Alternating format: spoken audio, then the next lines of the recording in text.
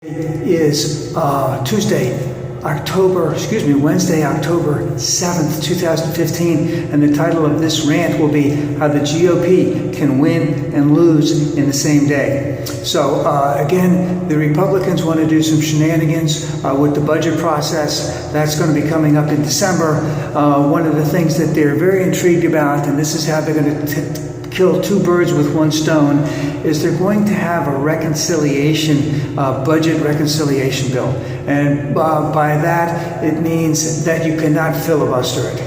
Now, the Republicans in the House are going to have absolutely no trouble whatsoever passing this and sending it on to the Senate. Now, the first thing I want to mention is, remember, these Republicans, many of them have gerrymandered, and I'm not complaining about it, that's just the way it is. They have gerrymandered their districts. They're in very safe, conservative Republican districts. They have no problems with being reelected because this is what the people in their districts want them to do, is to fight for government. And in this reconciliation bill, they will cut out all funding for Planned Parenthood and cut out Obamacare. Again, two birds with one stone. Good shot. However, when it gets to the Senate, there's going to be some real problems in there because in the Senate, there are a number of senators up for re-election who are in tight races, and they are also in majority Democratic states. So these are Republicans, we call them purple states. They need to get a majority, and they don't really have a majority of Republicans voting in that state. So they need some crossover votes, and having to vote on Planned Parenthood, to vote to defund Planned Parenthood, isn't something that they really want to do. They'd like to not have to do that. But if they're forced to do that, then they might vote against Planned Parenthood because they know that's the only way for them to win. Now, the two big ones are Mark Kirk in Illinois and Kelly Ayotte, I don't know if I pronounced that right because I've never heard anyone pronounce her name, in New Hampshire. And they would love not to have to do this.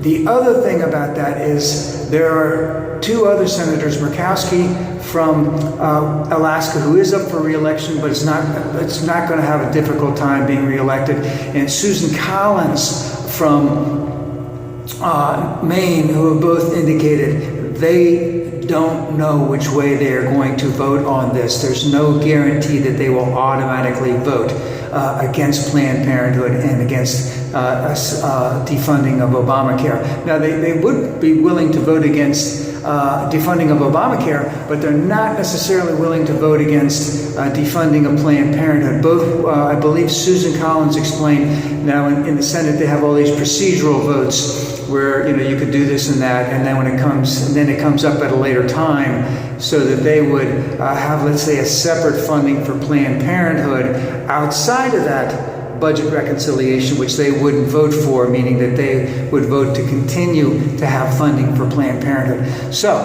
now the next thing that comes up is the fact that in this election in 2016, there are 24 Senate GOP senators up for re-election.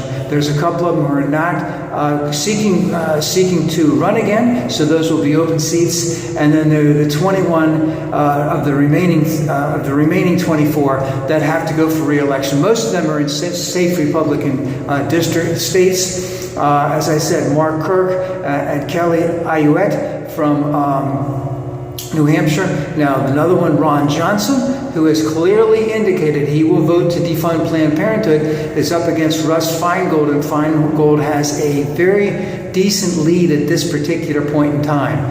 So if those three lose, Kirk, Ayotte, and Johnson, that would mean the Democrats would only need to pick up one more to regain the Senate, meaning that they would have a 50-50 tie in the Senate, and that with the vice president, if there's a Democrat elected, they would have the majority in the Senate. And they would only need two more after that, to pick up 5 seats to have a majority in the Senate, even if the Democrats do not win the White House. So again, and then you have a number, remember, when these senators were elected, it was in 2010, which was the quote-unquote the Tea Party tidal wave that brought a lot of them in. So you're going to see some very heated elections in what are, let's say, majority or somewhat Democratic states, in Ohio, in Pennsylvania, possibly in Florida. John McCain has not indicated whether or not he will run again. He will be 80 in 2016. He would win if he runs again, but if he doesn't, I believe that the previous Senator Jeff Flake, who was elected in 2012,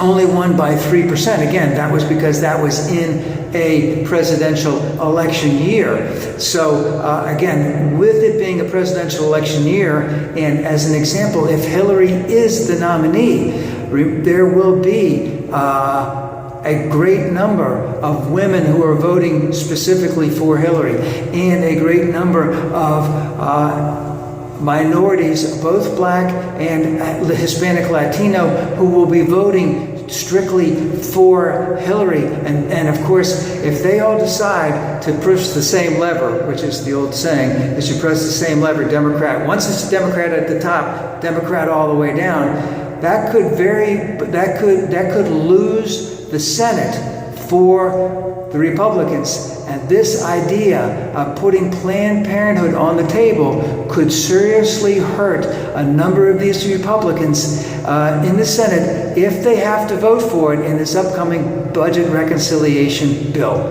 We will see what happens.